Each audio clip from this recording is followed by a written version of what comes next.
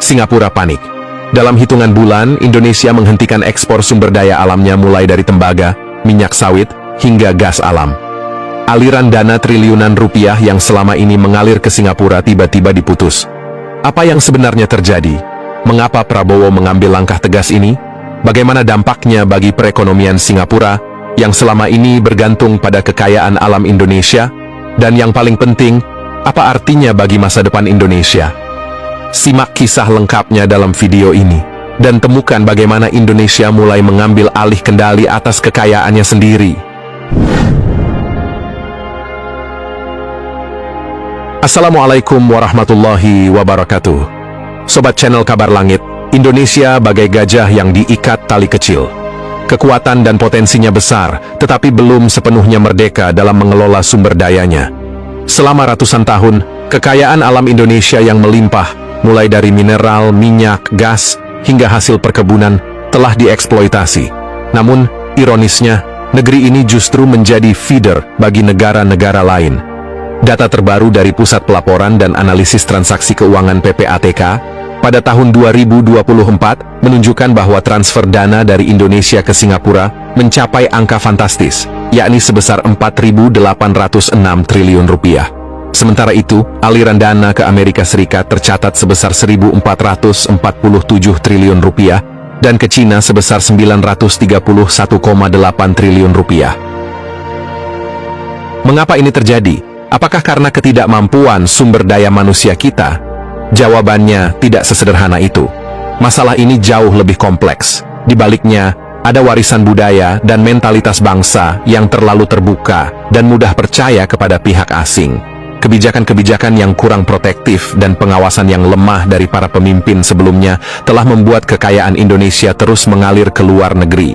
Namun, momentum perubahan kini telah tiba.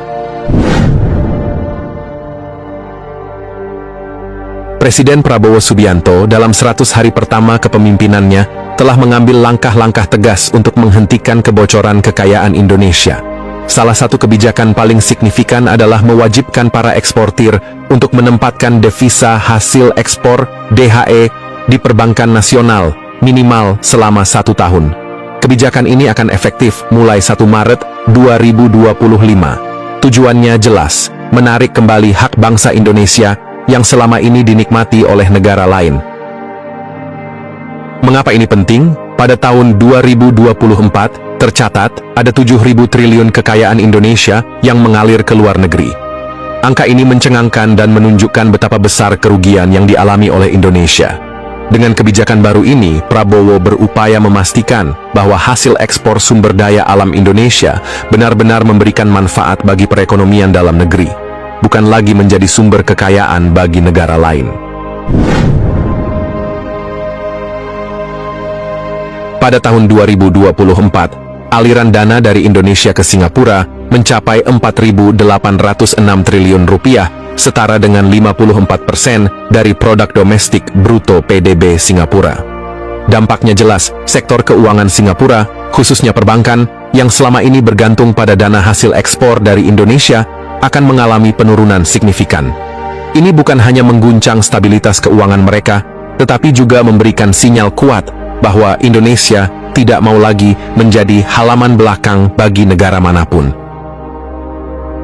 Tidak hanya itu, larangan ekspor konsentrat tembaga yang diberlakukan mulai 1 Januari 2025 juga akan menjadi pukulan telak bagi Singapura. Bursa Efek Singapura, SGX, yang selama ini menjadi pusat perdagangan komoditas, akan menghadapi tantangan besar. Perusahaan-perusahaan Singapura yang bergantung pada pasokan konsentrat tembaga dari Indonesia akan kesulitan memenuhi permintaan pasar. Dampak ini tidak hanya terbatas pada sektor perdagangan, tetapi juga akan memengaruhi sektor perbankan dan manajemen aset di Singapura.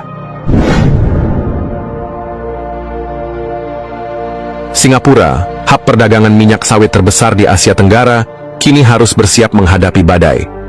Program B40 atau biodiesel 40 yang dimulai pada tahun 2025 juga menjadi ancaman serius bagi Singapura.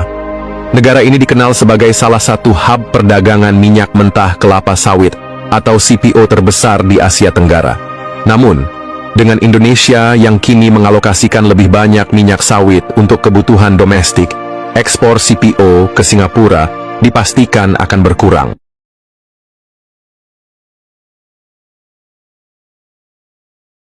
Singapura, hub perdagangan minyak sawit terbesar di Asia Tenggara, kini harus bersiap menghadapi badai. Program B40 atau biodiesel 40 yang dimulai pada tahun 2025 juga menjadi ancaman serius bagi Singapura. Negara ini dikenal sebagai salah satu hub perdagangan minyak mentah kelapa sawit atau CPO terbesar di Asia Tenggara. Namun, dengan Indonesia yang kini mengalokasikan lebih banyak minyak sawit untuk kebutuhan domestik, ekspor CPO ke Singapura dipastikan akan berkurang. Pada tahun 2022, Singapura mengimpor minyak sawit senilai 613 juta dolar atau 9,37 triliun rupiah dari Indonesia. Penurunan pasokan ini akan berdampak signifikan pada rantai pasok industri perdagangan CPO di Singapura. Tidak hanya itu, pembatasan ekspor minyak jelantah dan residu sawit juga akan memberikan dampak besar. Singapura memiliki banyak perusahaan pengolahan minyak sawit, termasuk Neste Corporation, yang baru saja memperluas kapasitas produksi biodiesel mereka. Dengan berkurangnya pasokan minyak jelantah dari Indonesia, industri biodiesel di Singapura akan menghadapi kenaikan biaya operasional dan keterbatasan bahan baku.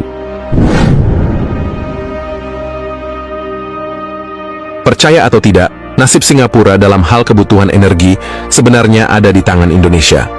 Pada tahun 2021, Singapura sempat mengalami krisis energi akibat tingginya permintaan gas alam dunia.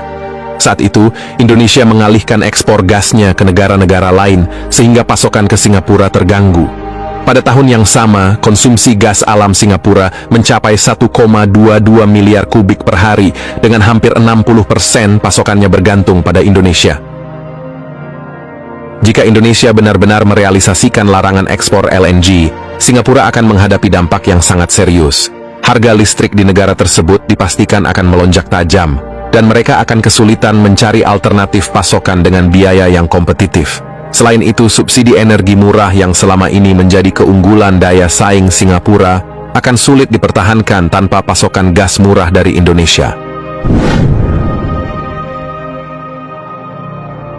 Bukan soal menghalangi kerjasama regional, tetapi lebih tentang kedaulatan. Kebijakan-kebijakan yang diambil oleh pemerintah Indonesia ini bukanlah bentuk sentimen negatif terhadap Singapura atau negara lain. Ini adalah langkah strategis untuk menjaga kedaulatan atas kekayaan alam Indonesia sendiri. Selama ini, Indonesia telah menjadi penyumbang utama bagi perekonomian negara-negara lain, sementara rakyatnya sendiri belum sepenuhnya menikmati hasil kekayaan alamnya. Dengan kebijakan ini, Indonesia berupaya memastikan bahwa hasil kekayaan alamnya benar-benar membawa manfaat maksimal bagi bangsa sendiri. Meskipun kebijakan ini akan memberikan dampak besar bagi negara-negara yang selama ini bergantung pada sumber daya alam Indonesia, seperti Singapura, ini adalah langkah yang perlu diambil untuk membangun kemandirian ekonomi Indonesia. Sobat channel Kabar Langit, apakah langkah Indonesia menghentikan ekspor dan mengalihkan aliran dana ini sudah tepat? Atau ada strategi lain yang seharusnya dilakukan? Bagaimana pendapat Anda? Jangan lupa tulis komentar di bawah, bagikan pandangan Anda. Jika Anda merasa video ini bermanfaat, jangan lupa tekan tombol like, subscribe, dan nyalakan lonceng notifikasi agar tidak ketinggalan update terbaru dari channel Kabar Langit. Sampai jumpa di video berikutnya, dan semoga informasi ini membuka wawasan kita semua. Wassalamualaikum warahmatullahi wabarakatuh.